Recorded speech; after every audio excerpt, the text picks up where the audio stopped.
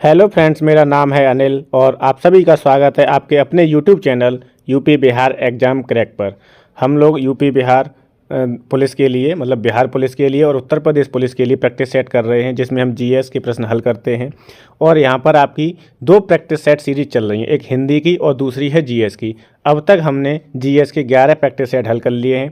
आप इन्हें चाहो तो प्रैक्टिस सेट मतलब प्ले लिस्ट में देख सकते हो, ठीक, इनको पढ़ सकते हो। आज हमारा 12वां प्रैक्टिस सेट है, जिसमें हम 35 से 38 प्रश्न हल करेंगे जो आपके जीएस के होंगे।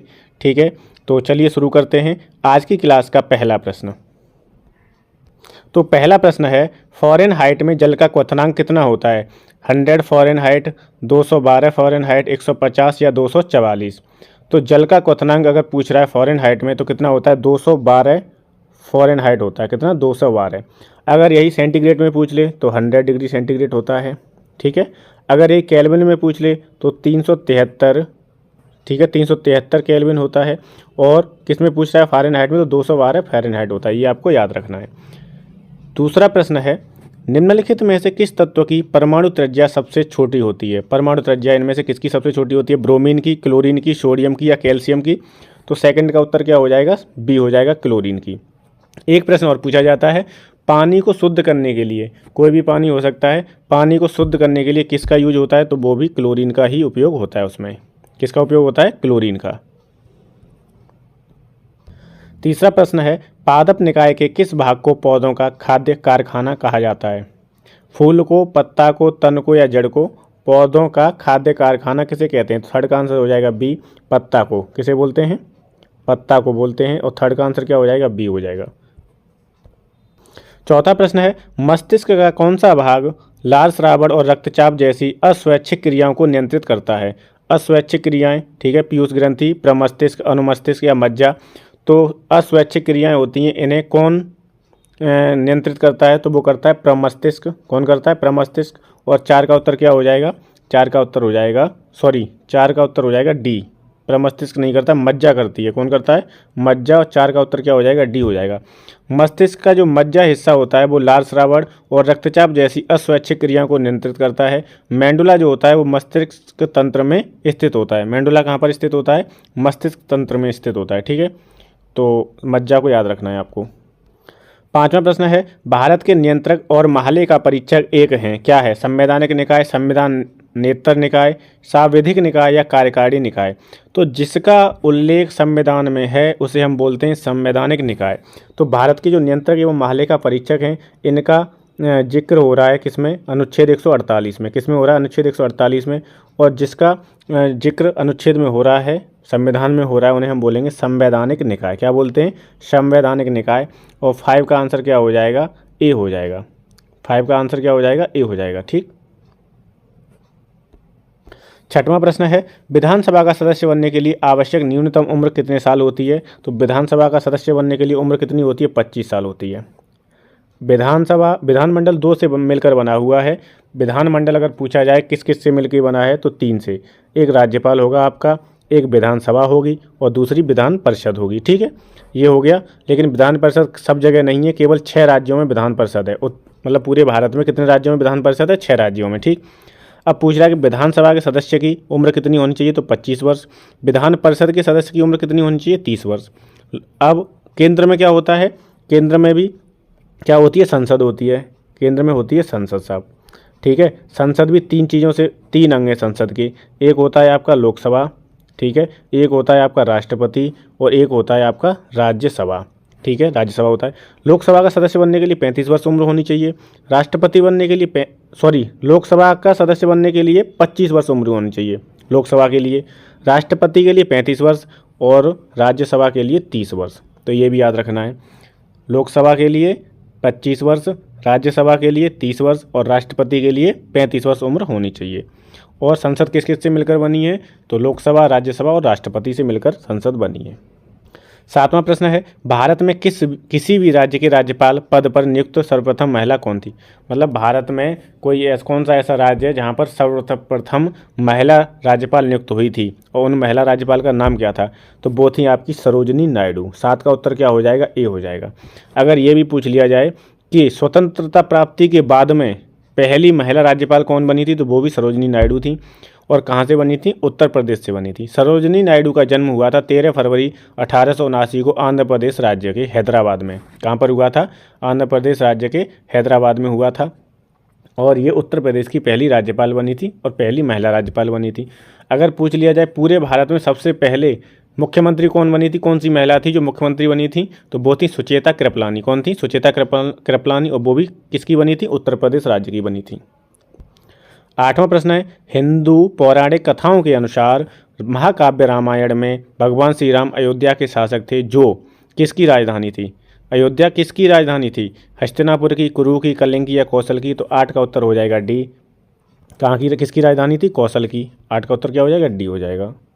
9वां प्रश्न है, कौटिल्य का अर्थशास्त्र मौर्य प्रणाली के किस क्षेत्र का वर्णन करता है? तो अर्थशास्त्र जो पुस्तक है वो किसकी है? कौटिल्य की है।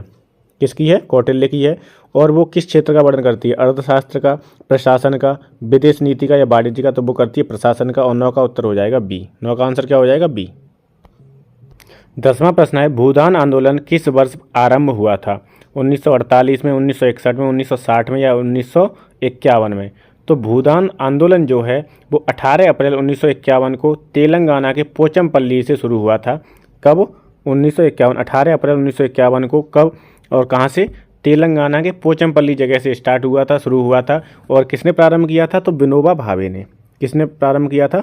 विनोबा भावे ने। ठीक है, ये नाम भी याद रखना है, सन भी याद रखनी है। और कौन सी जगह से हुआ था? तो हुआ था ये तेलंगाना के पोचमपल्ली से।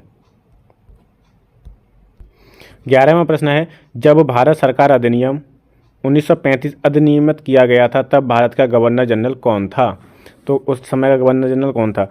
Lord Wellesley, Lord reading, Lord Willingdon या लॉर्ड बेविल? तो उस समय पे गवर्नर जनरल थे लॉर्ड विलिंगटन। और 11 का उत्तर क्या हो जाएगा? सी हो जाएगा। अगर पूछा जाए कि बंगाल विभाजन कब हुआ? 1905 में। उस समय गवर्नर जनरल कौन था? तो लॉर्ड कर्जन गवर्नर जनरल था। उसका कार्यकाल था 1899 से 1905। और 1905 की घटना है क्या? बंगाल का विभाजन। 12वां प्रश्न है, वर्ष 1917 में बनी भारतीय महिला संघ की पहली अध्यक्ष कौन थी? भारतीय महिला संघ की अध्यक्ष कौन थी पहली? तो वो थी एनी बेसेंट। और 12 का उत्तर क्या हो जाएगा? बी हो जाएगा। ठीक है, 12 का उत्तर क्या हो जाएगा? बी हो जाएगा।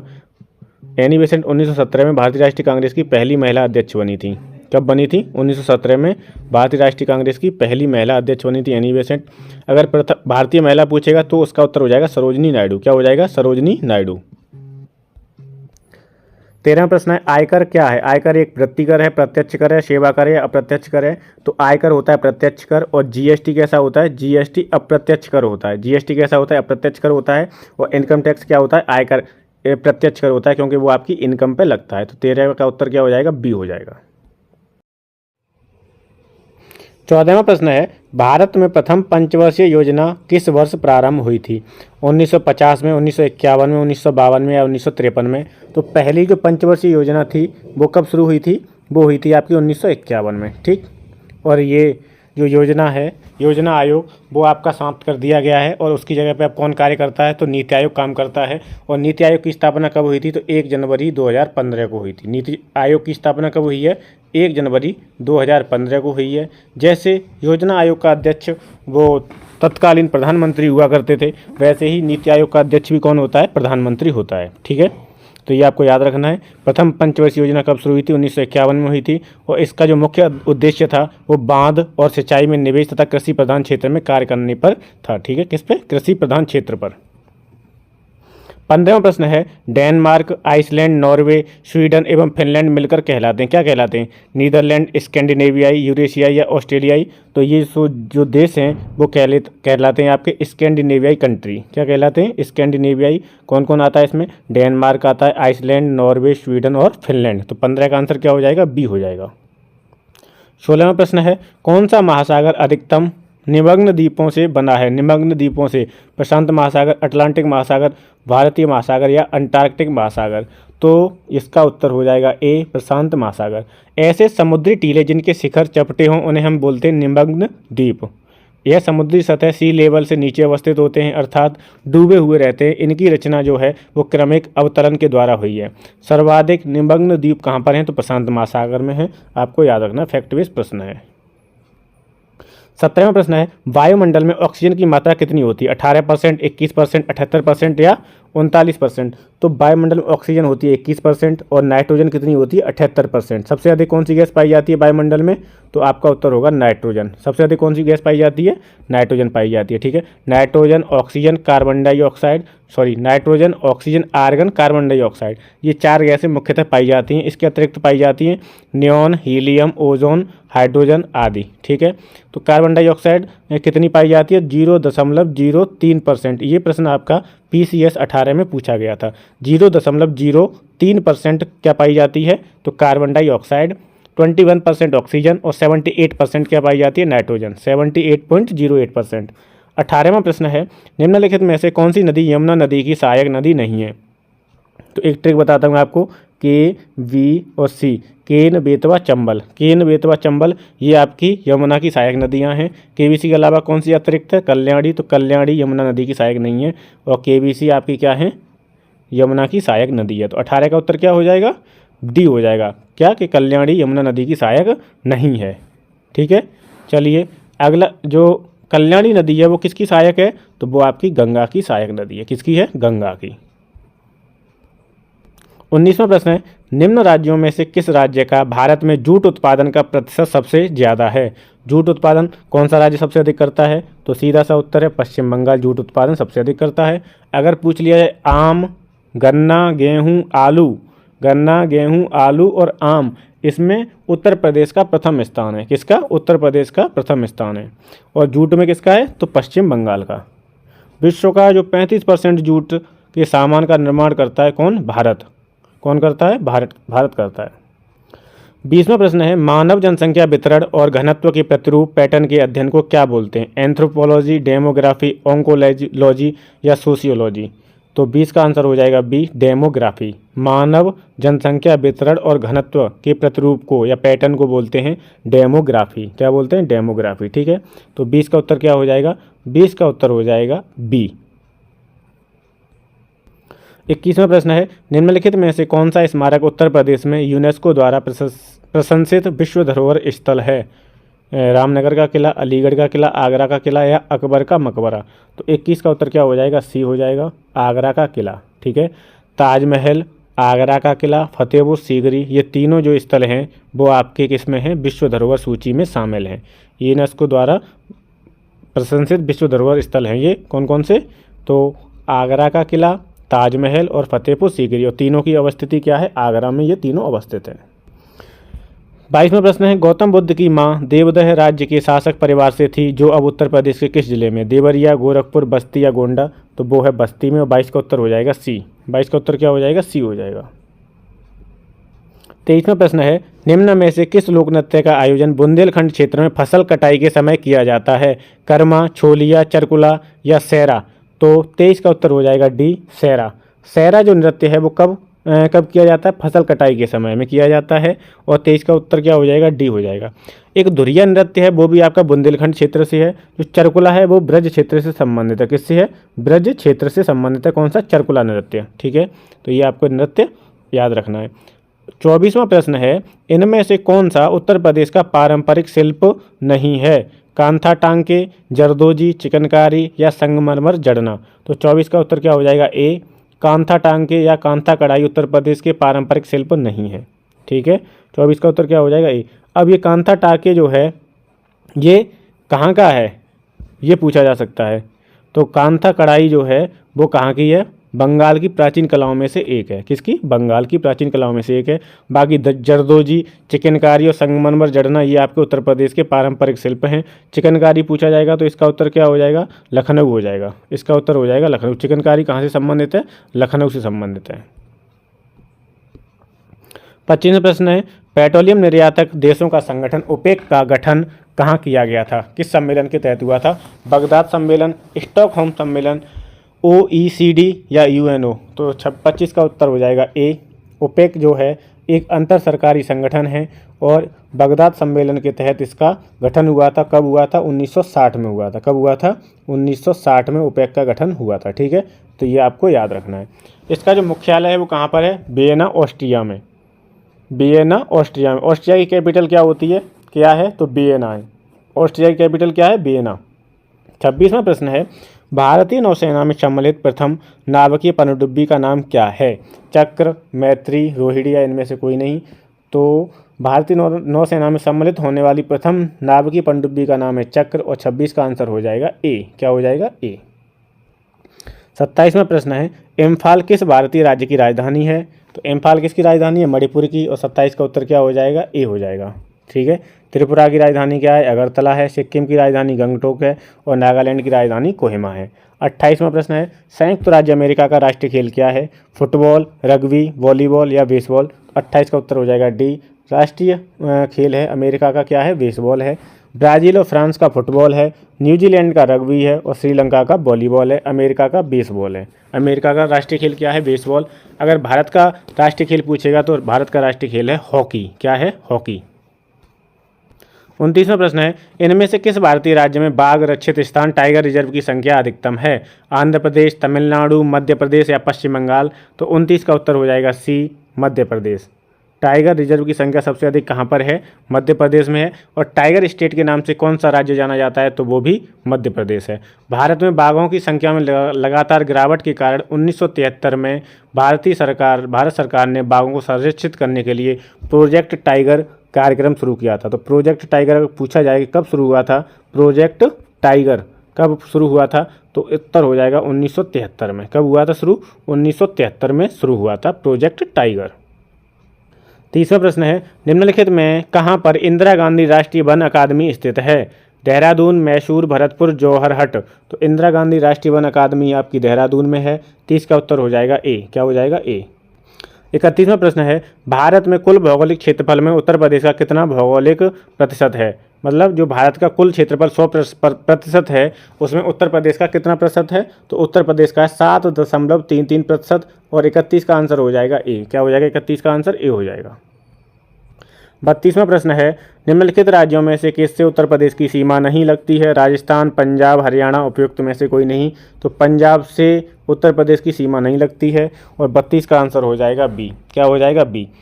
उत्तर प्रदेश की सीमा 8 राज्यों से लगती है, जिसमें आपको मैंने बताया पिछली क्लास में भी, ऐसे याद करना है। मध्य प्रदेश से कटकर क्या अलग हुआ था? छत्तीसगढ़। तो मध्य प्रदेश, छत्तीसगढ़ 2 हो गए और बिहार, झारखंड 4 हो गए। बिहार, झारखंड हो गया, मध्य प्रदेश, छत्तीसगढ़ हो गया। ठीक।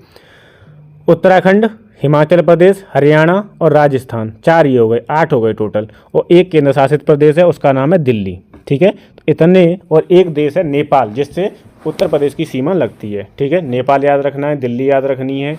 और ये 4 राज्य अलग हैं। कौन कौन से हैं? उत्तराखंड, हिमाचल प्रदेश, हरियाणा, राजस्थान। और 4 राज्य अलग हैं जो मतलब एक दूसरे से कटकर बने हैं, मध्य प्रदेश, छत्तीसगढ़ और बिहार, झारखंड। ठीक। तो 32 का उत्तर क्या हो जाएगा? बी। पंजाब से उत्तर प्रदेश की सीमा नहीं लगती है। 33वां प्रश्न है, दक्षिणी उत्तर प्रदेश का औरैया जिला प्रमुख रूप से किसका उत्पादक है? तो औरैया जिला जो है वो शुद्ध देसी घी का उत्पादक है। और 33 का उत्तर हो जाएगा सी। 33 का आंसर क्या हो जाएगा? सी हो जाएगा। 34वां प्रश्न है, गुदई महाराज प्रसिद्ध तबला वादक निम्नलिखित में से किस घराने से संबंधित हैं? तो बनारस घराना, लखनऊ घराना, आगरा घराना या रामपुर घराना? तो गुदई महाराज जो हैं वो बनारस घराने से संबंधित हैं। और 34 का आंसर हो जाएगा ए हो जाएगा। क्या हो जाएगा? 34 का आंसर ए। 35वां प्रश्न है, हाल ही में जारी भारत सरकार की रिपोर्ट 2022 के अनुसार सर्वाधिक सड़क दुर्घटनाएं किस राज्य में हुई हैं? तो 35 का आंसर हो जाएगा बी, तमिलनाडु में। कहाँ पर हुई हैं सबसे अधिक? तमिलनाडु में। और 35 का उत्तर क्या हो जाएगा? बी हो जाएगा। ये कब की रिपोर्ट है? 2022 की है।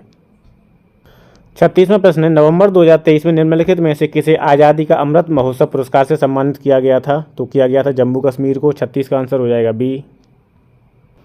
37वां प्रश्न है, निम्नलिखित में से किसने प्रोजेक्ट कुशा की शुरुआत की है? प्रोजेक्ट कुशा, ये इंपॉर्टेंट प्रश्न है कि प्रोजेक्ट कुशा किसने शुरू किया है? तो इसका उत्तर हो जाएगा सी, DRDO ने। किसने? DRDO ने। और 38वां प्रश्न है, हाल ही में किस देश में स्टेट बैंक ऑफ इंडिया की शाखा खोली गई है? तो कहाँ खोली गई है? श्रीलंका में। तो इसका भी आंसर क्या हो जाएगा? सी हो जाएगा। ये आपके GS के 38 प्रश्न कंप्लीट हो गए हैं। अब हम देखेंगे अगला प्रैक्टिस सेट, मतलब अगली क्लास में हिंदी का। ठीक है।